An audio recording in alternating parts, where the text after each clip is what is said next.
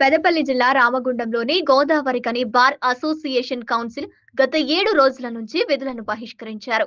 ఈ సందర్భంగా న్యాయవాది తాను ఈ నెల 10న విధి నిర్వహణ నుంచి ఇంటికి వెళ్తుండగా తన జేబు చెక్ చేసిన పోలీసులు తన వద్ద కేసుకు సంబంధించిన 47,500 తీసుకోవడమే కాకుండా సిఐ ఇంద్రసేనారెడ్డి తనపై దౌర్జన్యం చేయడమే కాకుండా గన్మెన్ తనపై దాడి చేశాడని, అకారణంగా దూషించారని న్యాయమూర్తి ఎదుట వాగ్మూలం ఇచ్చారు. అంతేకాక తన వద్ద ఉన్న డబ్బును, మొబైల్ ఫోను, ద్విచక్ర వాహనాన్ని స్వాధీనం చేసుకుని ఫ్లయింగ్ స్క్వాడ్ కు అప్పగించారని ఆయన వాపోయారు. ఈ విషయంగా గోదావరి కని బార్ కౌన్సిల్ అసోసియేషన్ వారు మాట్లాడుతూ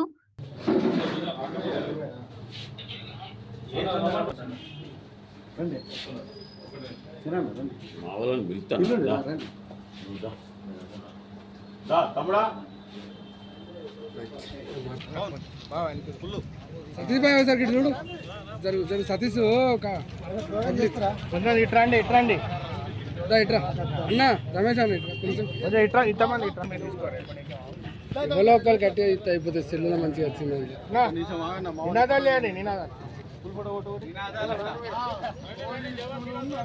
అన్న సార్ ఇటు చూడండి అన్న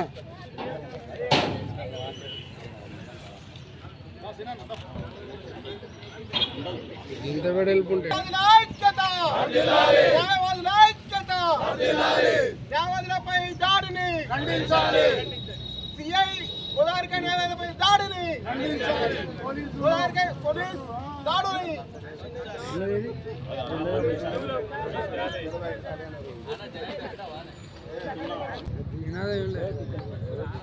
వాళ్ళు మనం సెల్లు పెడతా వాళ్ళు ఇట్లనే స్టిల్ పెడతారు రే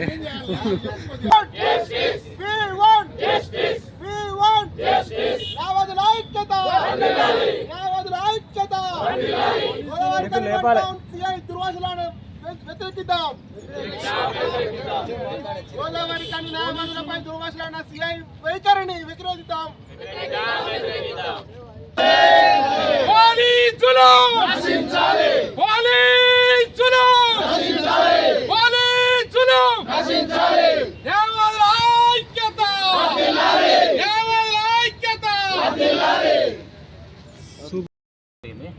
నా దగ్గర ఎలాంటి పాంప్లెంట్స్ కానీ ఎలాంటి బ్యాలెట్ పేపర్స్ కానీ ఏ పార్టీకి సంబంధించినవి కూడా నా దగ్గర ఏం దొరకడం లేదు, ఇవి కూడా దొరకలేదు. దాంతో అతను సిఐ ఖచ్చితంగా ఇరికించిన ఉద్దేశంతో ఎలక్షన్ ఫైల్స్ కార్డు పిలిపించి అక్కడికి పంపించడం జరిగింది. దగ్గర ప్రొడ్యూస్ చేయడం, దాని తర్వాత మేము అందరం వెళ్ళడం, ఈ విషయాన్ని వాళ్ళకి ఎక్స్ప్లెయిన్ చేసినప్పుడు వినకపోవడం, తర్వాత సిపి గారి దగ్గరికి వెళ్ళడం, సిపి గారి దగ్గరికి వెళ్ళిన తర్వాత వాళ్ళు యాక్షన్ తీసుకుంటామన్నారు, ఇంతవరకు ఏం తీసుకోకపోవడం మూలాన ఇవన్నీ ఏవైతే రూల్స్ని వైలేట్ చేశారో దానికి వాళ్ళకి శిక్ష జరగాలి అని చెప్పి మేము ఒక ప్రైవేట్ కంప్లైంట్ వేయడం జరిగింది. వాళ్ళ ముగ్గురు పైన నిన్న విచారణ జరిగింది. నిన్న మా స్వార్థ స్టేట్మెంట్ కొత్త చట్టం ప్రకారం ఖచ్చితంగా ముద్దాయిలు ఎవరైతే ఉన్నారో వాళ్ళకి నోటీస్ పోవాలి. ఆ నోటీస్ ఇవ్వాలన్నా కూడా ముందు ప్రైమా ఫేస్ కేసు ఎస్టాబ్లిష్ చేయాలి. కాబట్టి ఉన్న వీడియో రికార్డ్స్ పెన్ డ్రైవ్ ద్వారా కోర్టులో పెట్టాము.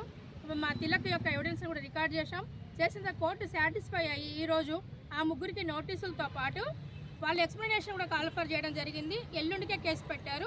ఈలోపు ఆ ముగ్గురు ముద్దాయిలకు కూడా నోటీస్ సర్వ్ చేపిస్తాము.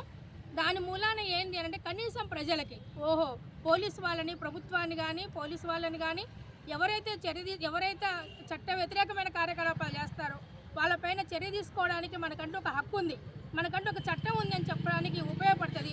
ఒక గుణపాఠం కావాలన్న ఉద్దేశంతో మాత్రమే ఈ కార్యక్రమం చేస్తున్నాం. మాకు ప్రత్యేకించి ఎవరిపైన వ్యతిరేకత లేదు, కానీ చట్ట వ్యతిరేక కార్యకలాపాలు ఎవరు చేసినా వాళ్ళు ఎంతటి వాళ్ళైనా కూడా వాళ్ళపైన చర్య తీసుకోవడానికి గోదావరి కని బార్ అసోసియేషన్ కట్టుబడి ఉంటుంది. ఆ ప్రజలకు అండగా ఉంటుంది. అది చూపించడానికి మాత్రమే కేసు వేశాం. ఖచ్చితంగా ఎవరు తప్పు చేశారో వాళ్ళ గుణపాఠం నేర్పాలి అంటే ఖచ్చితంగా ఇమీడియట్గా నోటీసు సర్వ్ చేపిస్తాం. వాళ్ళకి చెప్పించి కోర్టు ఏ డెసిషన్ తీసుకున్నా డెసిషన్ కట్టుబడి ఉంటాం. చట్ట వ్యతిరేకమైన కార్యకలాపాలు 10వ తారీఖు రాత్రి ఉన్నటువంటి ఈ ముగ్గురు ముద్దాయిలు చేశారు కాబట్టి దానికి వ్యతిరేకంగా మేము కోర్టులో కేసు వేయడం జరిగింది. ప్రజలందరూ కూడా సహకరించవలసిందిగా గోదావరి కని బార్ అసోసియేషన్ తరఫున కోరుతా ఉన్నాం. ఎందుకంటే 3 రోజులుగా ఇవాటికి 7 రోజుల నుంచి మేము బంద్ పెడతా ఉన్నాం. దానికి మా కక్షిదారులు చాలా సఫర్ అవుతూ ఉంటారు. అయినా కూడా న్యాయవాదుల పట్లనే ఇలా ప్రవర్తిస్తే సామాన్య జనాలకు ఎంత థ్రెట్ ఉంటుందో ఒకసారి ఆలోచన చేయండి. అందుకే వాళ్ళందరూ ఇప్పటిదాకా మాకు కోఆపరేట్ చేస్తూ ఉన్నారు. భవిష్యత్తులో మేము చేయబోయే కార్యకలాపాలకి చట్టపరంగా మేము తీసుకునేటువంటి చర్యలకి అందరూ కూడా కట్టుబడి ఉంటారని, అందరూ కూడా మాకు సహకరిస్తారని కౌన్సిల్గా నేను కోరుతా ఉన్నాను. 10వ తారీఖున కోర్టు విధులు చూసుకొని మా యొక్క న్యాయవాది తను తిరిగి ఇంటికి వెళ్తుండగా సడన్గా సిఐ గారు వచ్చి ఆగండి అని చెప్పేసి ఆపి నీ దగ్గర ఆయన దగ్గర డబ్బులు చెక్ చేయండి అన్న తర్వాత ఆయన దగ్గర డబ్బులు చెక్ చేస్తే 47,500 రూపాయలు ఉన్నాయి. నేను అడ్వకేట్ని కేసు డబ్బులు ఇవ్వని చెప్పి నా యొక్క ఫ్రెండ్స్ డబ్బులు HMOP కాంప్రమైజ్ చేసుకున్న డబ్బులు తీసుకొని వెళ్తున్నాను చెప్పిన తర్వాత నీ దగ్గర ఇప్పుడు డబ్బులు ఎందుకు క్యారీ చేస్తున్నావు అని అడిగిండు. అంటే నా క్లయింట్ డబ్బులు అని చెప్పిన తర్వాత కూడా అడ్వకేట్ అని చెప్పంగా కూడా వినకుండా గన్మెన్ ఇష్టం వచ్చినట్టు కొట్టాడు. దాని విషయం మా అడ్వకేట్ అంత ఇన్ఫర్మేషన్ ఇచ్చిండు. మాకు చెప్పకుండా కూడా కానీ అడ్వకేట్ అప్పుడు ఏదో తప్పు చేసినట్టుగా తీసుకొని municipal hospital RO hand over చేసాను. ఆర్ఓ దగ్గర వచ్చాను. మేము అందరం న్యాయవాదులు అందరం వెళ్ళి ఆర్ఓ గారిని అడిగినాం, సరే ఇది తప్పు, ఏదైనా కూడా 50,000 పైన ఉంటే మీరు తీసుకోవాలి. మరి ఆయన దగ్గర బ్యాలెట్ పేపర్ ఏమైనా దొరికిందా అర్థమని చేసిందా? లేదు. 47,500 దొరికిందంటే సార్ దాన్ని పంచనామా చేయండి సార్, కంప్లైంట్ తీసుకోండి అని మేము చెప్పడం జరిగింది. రిక్వెస్ట్ చేస్తున్నప్పటికీ మేము కూడా కంప్లైంట్ ఇస్తాం సార్, ఇట్లా తీసుకొచ్చి కరెక్ట్ కాదని చెప్పేసి రిక్వెస్ట్ చేస్తాం. అంతలో ఒక సిఐ గారు వచ్చారు, 1 టౌన్ సిఐ గారు వస్తే 144 సెక్షన్లో మీరు అంతమంది ఎందుకు వచ్చారు మీరు అడ్వకేట్లు ఏందని. అది ఎంత ర్యాష్గా అంటే ఒక అడ్వకేట్స్ అని చూడక కూడా 144 సెక్షన్ 144 సెక్షన్ ఇంతమంది ఎందుకు వస్తారు రావద్దు అని మీరు రిక్వెస్ట్ చేసినారు. లేదు సార్ మా అడ్వకేట్స్ నుంచి అంటే అడ్వకేట్స్ అయితే కొమ్ములు ఉంటాయా అని అసలు అగౌరవపరుస్తూ అసలు ఎట్లా మాట్లాడినట్టు అసలు ఒక గవర్నమెంట్ ఆఫీసర్ అయినా అట్లా మాట్లాడకూడదు. ఆయన ఉన్నత స్థానంలో ఉన్నాడు అంటే ఇక అడ్వకేట్లు అంటే విలువ లేకుండా పోయింది. అడ్వకేట్స్ అంటేనే అసలు ఆయన ఎందుకు వస్తాడో తెలియదు, కొట్టడానికి వస్తాడు డైరెక్ట్. మీరు చూసిన వీడియోస్లో అన్నీ ఉన్నాయి క్లియర్గా. ఇది 4వసారి అడ్వకేట్ మీద దాడి చేయడం. ఒకసారి వచ్చి బారుషునికి వచ్చి అపాలో చెప్పాడు. సరే పోనీ మనం రోజు పొద్దున పోలీసు అడ్వకేట్స్ కలుసుకుంటాం, విధులు నిర్వహించుకుంటాము, మొహమ్మం చూసుకుంటాం డైలీ, ఎందుకు లేని వదిలేసాం. మళ్ళీ అడ్వకేట్ అని చెప్పంగా కూడా కొట్టారు. ఇంకా దీనికి మేము ఇది 4వసారి కాబట్టి మా బారుషుని అందరం జనరల్ బాడీ మీటింగ్ పెట్టుకొని నేను కంపల్సరీ ఇక్కడ నుండి సస్పెండ్ చేయించాలని చెప్పి నిర్ణయించుకున్నాం. ఇంకా తనని మేము ఏ రోజు కూడా తనని వదిలిపెట్టాం. ఆయన సస్పెండ్ అయ్యేదాకా కూడా మేము ఆయనను వదిలిపెట్టాము. ఇది మేము అప్షన్ కొనసాగిస్తున్నాం ఏ రోజు అయినా కూడా. ఈరోజు ఏం జరిగింది అతనిపైన ఏం కేసులు పెట్టారు, ఇప్పుడు దానికి సంబంధించిన ఈరోజు ఏం జరిగిందో ఒకసారి చెప్తాం. దానికి గాను మేము సిపి గారికి కంప్లైంట్ ఇవ్వడం జరిగింది. సిపి గారు 16వ తారీఖు వరకు చూడండి, మేము కంపల్సరీ ఒక సీనియర్ ఆఫీసర్ని అపాయింట్ చేసేసి మేము ఎంక్వైరీ చేయించేసి కంపల్సరీ తగిన చర్య తీసుకుని సిపి గారు మాకు చెప్పడం జరిగింది. పాజిటివ్గానే చెప్పారు సిపి గారు. కానీ మా అడ్వకేట్స్ అందరం కలిసి మేము కంపల్సరీ కంప్లైంట్ అయితే ఫైల్ చేయాలని చెప్పేసి కంప్లైంట్ ఫైల్ చేసేసి ప్రైవేట్ కంప్లైంట్ ఫైల్ చేసాం. ఇంద్రసేన రెడ్డి సిఏ గారి మీద, ప్రవీణ్ వాళ్ళ గన్మెన్ మీద, ఆర్ఓ మీద, ఎలక్షన్ ఆఫీసర్ మీద ఫైల్ చేసినాం. అది ఈరోజు వాళ్ళకి నోటీస్ ఆర్డర్ అయింది. మ్యాజిస్ట్రేట్ గారు కూడా నోటీస్ ఆర్డర్ అయింది. అది నోటీస్ వెళ్తే చట్టం లీగల్గా ఏ ప్రొసీజర్ చేయాలన్నా చేసుకుంటాం. మేము ఏదని చట్టంలో ఏదైతుందో దాని ప్రకారం మేము నడుచుకుంటున్నాం. మా బాధ్యత మొత్తం కంపల్సరీ ఆయన మీద చర్య తీసుకునేంత వరకు మేము ఈ ఆప్షన్ చేస్తూనే ఉంటాము. మాకు ఎలాంటి ఏమవుద్దు, మాకు ఏంటంటే న్యాయం జరగాలని చూస్తాం. మా యొక్క తిలక్ గారికి న్యాయం జరగాలని కోరుకుంటాం. దానికి కానీ మా కౌన్సిల్ ఎవరైతే ఉన్నారో శ్రీమతి గారు ఫాలో చేస్తారు. న్యాయం యొక్క పరిరక్షణలో న్యాయవాదుల పాత్ర అనేది అమోఘమైంది. మరి నిజంగా గత కొన్ని సంఘటనలు చూసుకుంటా ఉంటే న్యాయవాదులపై పోలీసుల యొక్క దమనకాండ అనేది చాలా గర్హనీయంగా ఉంది.